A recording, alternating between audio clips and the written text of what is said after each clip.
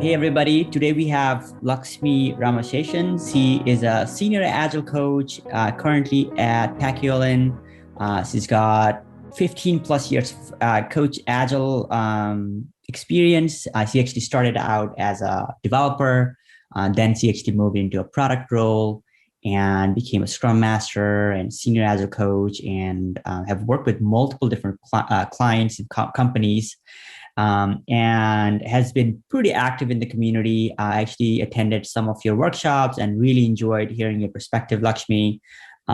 So really grateful that you're in our show today, and we're looking forward to hearing from you about your background, how you view Agile, a little bit of Agile coaching.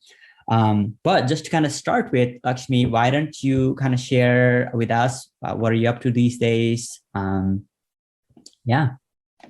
Thank you. Thank you so much, Vivek, for having me. I'm excited to be here. And I know our organic conversations have led to me being here today, so I appreciate it. And really excited to share some of the stories and insights that I've gained over the years. But today I'm playing a role of an Agile coach, more of an organizational coach at Pacin.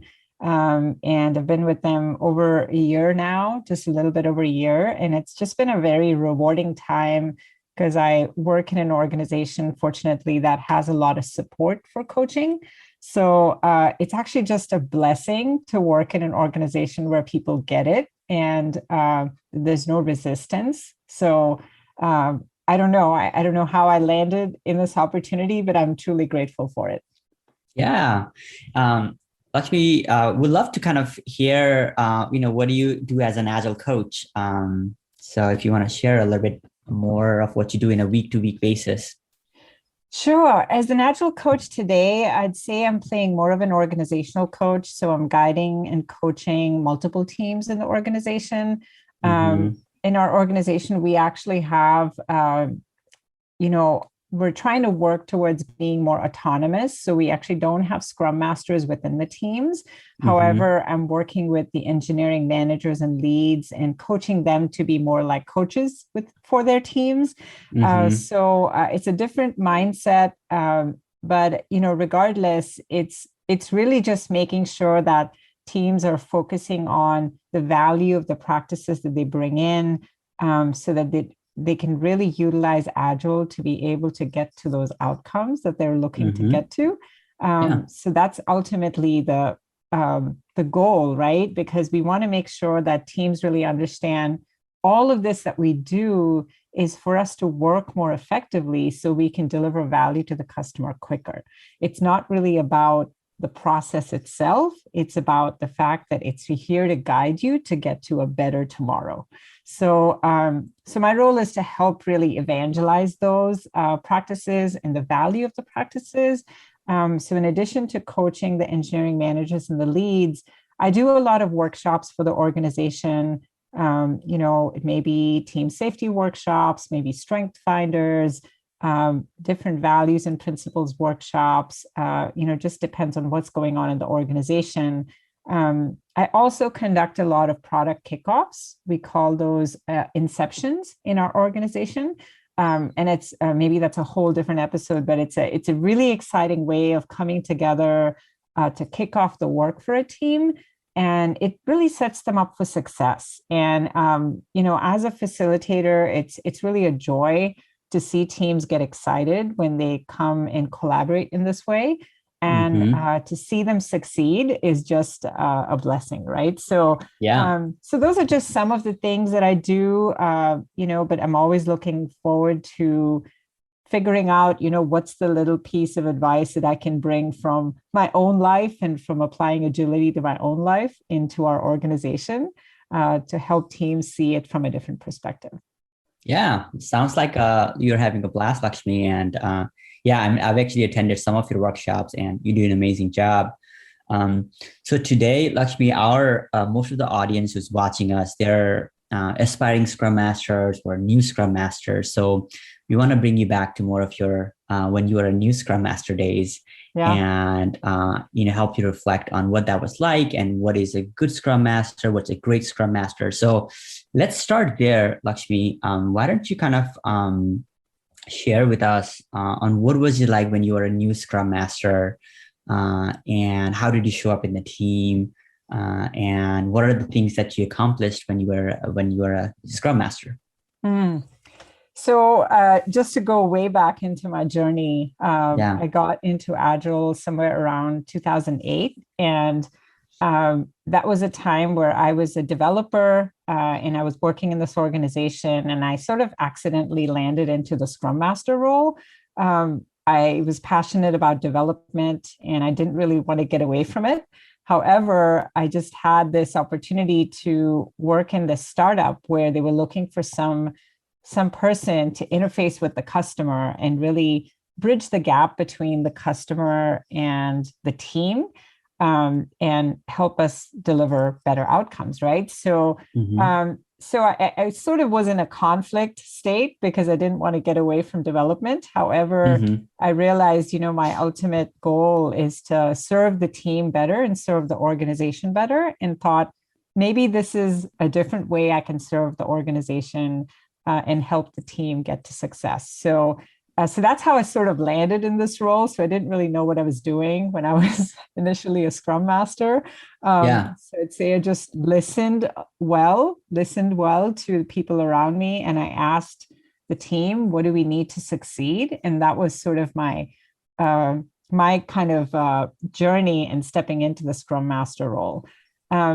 So working with all kinds of teams, whether new teams or mature teams, I think at the end of the day, it all comes down to how you communicate, how you collaborate, and the working agreements that you set within the team, because Mm-hmm. it almost forms a team's DNA, right?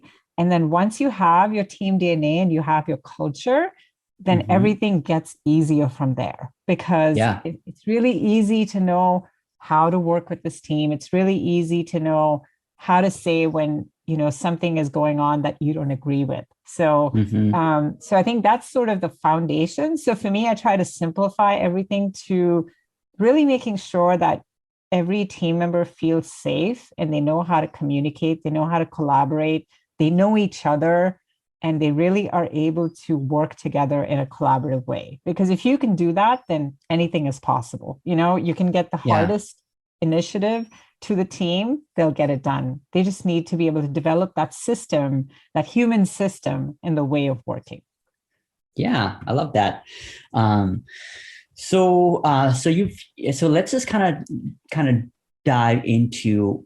We talked about creating like in a culture and a working agreement. So how is it done? If there's a new Scrum Master um, trying to go into the role, I think they get it, but let's just give them. What does that look like? Let's Mhm. say if they're going into a new Scrum team, if you can share that. Sure. I think going into a new team, it's important to know whether that team has been in an agile environment before. If they haven't worked in an agile way, then really helping them understand what does it look like to work like a team? Because Mm-hmm. oftentimes people don't really have the right idea of what a team is. Mm-hmm. Team is not really just a group of people that are formed into a team, right? You need to have a collective purpose. You need to have a way of working. So I think Mm-hmm. it all starts with understanding what a team really is. Mm-hmm. And that comes from, just being able to sort of model that behavior, and being able, as a new Scrum Master coming into the team, you want to be able to say, this is how an ideal stand up needs to be. Like, this is Mm-hmm. what we want a stand up to look like. This is what we want a backlog refinement to look like. This is what we want a retrospective to look like. And Mm-hmm. help teams understand the value of reflection, the value of continuous improvement. I think every single team event has a certain purpose. And as a Scrum Master, it's our responsibility to really, showcase that and help the team realize the value of it. Once the team has been doing that for a few weeks, then you Mm-hmm. can now start to say, okay, so we understand what a value of a stand-up is. We understand the value of all these practices. Now let's take some time and talk about how we've been working. Mm-hmm. And what do we like? What do we wish for? What are some of those what ifs that we think about that we need in our team to make it better? And I think once the team starts to see what is all of these practices, what are all these practices really getting us, then now they're able to reflect and be like, oh, so you're asking for what else we need to succeed. Okay, well, we know all these things are going really well. What if we added, a way for us to communicate outside of our team? What if we had a working agreement on how we could do that? Then that would make us more effective, and it would make us a more effective team in the organization. So giving the team a little bit of time to just work together and work on something meaningful. So that's where you'd have to partner with your product manager and be like, can we take a small initiative for this team to start working on so that we can come together and accomplish something? And then along the way, we'll start to introduce all these practices and coach them on the value of these practices. And then we'll reflect. So, so that time span might look a little bit different depending on the team and the organization and the maturity of the team, right? But I'd say anywhere from, say, like maybe 2 months to 3 months. It takes a little bit of time for the team to get into a cadence, for them to understand the value of what they're doing before you come back and say, what do you really want, right? So that's been my style. Just get the team start to work together and constantly reflect, model that behavior, and help them see where they can go. Yeah, definitely. No, thanks for walking us through that. And Lakshmi, I'm just curious, as you're walking us through this, right? So like if the teams are new and if they're maybe not so open, like what are some challenges do you see new Scrum Masters can face, or if you face any challenges while working with teams that are learning Agile or learning Scrum or some of these frameworks for the first time? Anything that you've seen? Yeah, I think it all kind of starts with teams not even understanding the value of a team. So let's say you come into a new team where people haven't worked in an Agile way. They're individual performers, right? So you have to help them see the value of a team. They might not even want to attend stand-ups. They might be like, what is the purpose of all these meetings? So there's a resistance to the different team events that we have, and not even understanding that this is actually here to help the team get better. So there's a lot of resistance to meetings, thinking, oh, it's just going to take their time away from the work. I've seen that a lot, and you can only get past that, in my mind, by really respecting their time and making sure those team meetings are effective. Because the minute that they're effective and everybody's engaged and you're not wasting people's time, then they're willing to be there, right? And being able to show the team what's in it for them. That's really, really important. I've also seen that as individual performers, and again, because they haven't worked in a context of a team, you may also be not self-centered, but almost think only about the work that you're doing. And you may not be cognizant about the impact it has on another team member. So an example could be, maybe you're working as a developer on the team and you haven't really, in the organization, you've not really gravitated to a whole team testing. You still have a QA team member on your team. So you need to sort of be able to be proactive to work with that QA team member to figure out, how long is this going to take to test? When do I need to be done from a development perspective for us to really complete this within a sprint or within that time period that you've agreed to complete it? Being able to work collaboratively is not something that comes easily to the team members, right? Because if you think about, we've all come from an individual performer background, and now we're working in the context of a team. That shift takes some time. So you almost need some guardrails in place to help the team have those conversations so that they can understand the impact they're going to have on each other. So that's something that I've seen that doesn't come easily. You have to almost fail initially to be able to see, oh, what did I do wrong? What could I do better next time, right? So those are kind of some of the signs that I see when new teams work together. But really, my most favorite event of all is a retrospective, And once you've sort of laid that foundation, in a team of trust, where people in the team see that you're here to serve them and you're really, really here to help them, they start to be more open about things that are in their way. And the minute you can start to reflect more, the team is automatically going to get better, right? So if there's any team event that they need to do well, it's a retrospective. Yeah. And as teams start to do that, they get better and better. Yeah, Lakshmi, we're going to come to retrospective, but I really liked how you started by saying that, a lot of the times there's resistance or teams struggle because they don't know the power of the team or what a great team looks like. And also the other powerful thing was kind of, for these team meetings, like planning and making them effective.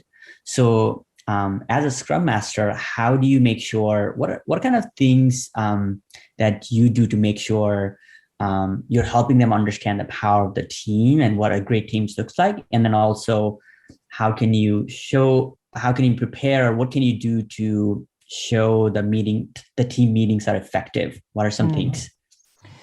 Yeah, I think that's a great question. And, that's $1 million question, right? How do you help teams see the power of the team? I think I'm still learning that. So I think that every team is different. I believe that if you sort of look at your team flow and the work that you do, if we can sort of come together and talk about how do we get this work done? Who is able to work on what, right?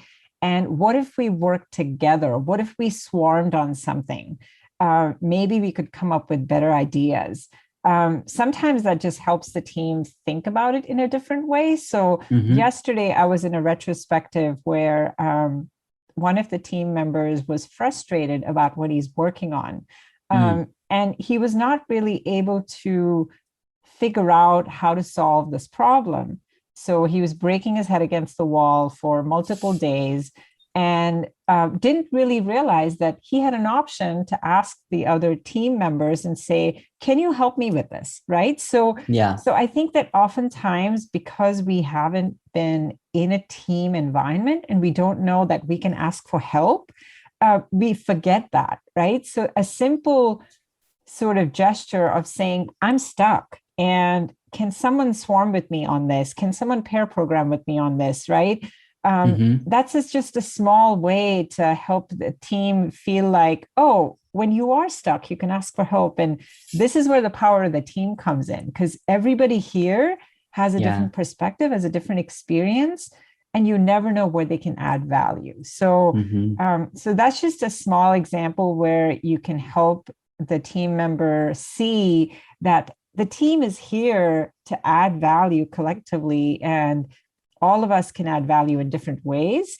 And being able to know that and just know that that's an option is something that can add a lot of power to the team.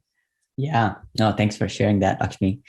And then the other question you were saying about effective team meetings, right? So I think one of the examples that we did recently within our organization is reflect on stand-up. So we heard that there was a concern from certain team members, leaders actually, that were supporting multiple teams that could only attend 15 minutes of the stand-up. And if the team went into parking lot items, they were not being disciplined about that. They were not actually doing the main stand-up part, and they were bleeding into the parking lot in the first few minutes of the stand-up. So it caused some concern, because then those leaders were not able to figure out, is the team needing my help? How do I best support them? Because before we get to the meat of, what I really want to know about where this team is at, I have to jump to the next stand-up, right? So, so we brought this up with the leads and managers and said, well, so we don't want to say, don't have all the conversations. Obviously, we're here to have the conversations. The stand-up is really for us. It's not a status meeting. However, we have to be cognizant of who is participating in the stand-up. So if you have somebody in the stand-up that's not part of your daily meetings, or somebody that's only supporting you, for a certain amount of time, you have to make sure that they get what they need out of the stand-up as well before they have to leave. So can we be more disciplined about how we conduct the stand-up? And, in our stand-up part of the discussion, whether you use the 3 questions or whether you have a different style, be able to share where you are with your work. And if you need support, be able to voice that in the first 15 minutes. If you have a parking lot item or if you have additional insights to share, do that in the second half where the people that need to leave can leave, right? So that's just an example of where if as a team member, I'm not interested in knowing about this database design, I feel like I'm a UX designer and I don't really care about this parking lot item, I can leave after the first 15 minutes, right? So I think being able to be respectful of each other's time is one way that you can show that these meetings are for all of us and we're all going to have a say in how we conduct them and how we design them. And if something's not okay, we can say something and we can adjust it and we can make it a win-win situation, right? So I think the minute you do that, then you're showing respect, and then that always leads to good things within a team. Yeah, no, thanks for articulating that, Lakshmi. So let's talk about some other ways. What are some additional ways Scrum Masters can add value to the team? Yeah, my favorite way, because I'm really passionate about lean coffees, is being able to conduct lean coffees in your organization. And I don't know if you're familiar with lean coffees, Vivek, but it's just a great way to have organic conversations that people actually want to talk about. So instead of it being a specific type of event or a meeting with a topic, you can basically be like, we just want to have a lean coffee to talk about anything the team has on their mind. Or it could be maybe themed and we just want to hear your perspective on the theme. Maybe it could be limiting work in progress, which is sort of my favorite theme nowadays because we're all struggling with too much whip. But I think lean coffees is a great way you can add value. If you have multiple Scrum Masters in your organization, you could also use it as a way to learn and share with each other, and learn about how other teams are doing in your organization by running a lean coffee with your Scrum Masters. I think I feel like it has a lot of different benefits. Yeah. You can use it in so many different ways. Yeah, definitely, Lakshmi. And let's make it real for folks who haven't done or facilitated lean coffee. Maybe we can take the whip one that you might have done. That was probably out with business stakeholders, business folks? Actually, the one we did 2 different ones. One was with the community of practice that we have with our leads and managers. And then the other was actually with all of product engineering. So it was open to product engineering. Whoever was interested could pop in. So it really had engineering managers, directors, as well as product, because everybody's coming from a different perspective and they're all leading and supporting the team in different ways. So we sort of just explored what it means to limit work in progress. What does that mean to you as a team? Where do we struggle? What do we need to think about? Can we be more proactive? Do we need to be reactive? Like, what is really our way of getting on top of this challenge? Yeah. And to wrap up around this Scrum Master topic, Lakshmi, I want to ask you how do you think about retrospectives, and what's maybe one of your favorite styles of facilitating retrospectives with the teams? Yeah, the retrospectives has got to be my favorite event. I think I feel like, except for maybe a few teams I can remember that, no matter what I did, even if I did somersaults or anything, this team was not getting engaged. But with most teams, I feel like I have a way to be able to get them to speak and be real and just be themselves. So I feel like retrospectives really gets into the heart of what does this team really value, right? And what do we really need to succeed? So I have a lot of great retrospective techniques that I love, but I'd say my most favorite one recently has been circles and soup. And Diana Larson talks about it in in her book with Esther Derby, taking good teams to great. I think it's the Great Retrospectives book that everybody knows about. But I really like that because it helps teams that are new, that are struggling, that maybe don't do retrospectives that often, to really see what is within their control, which is kind of the inner circle. So it's like 3 circles, if you can visualize it. The inner circle is what is in the team's control that they're able to do themselves. The outer circle is what is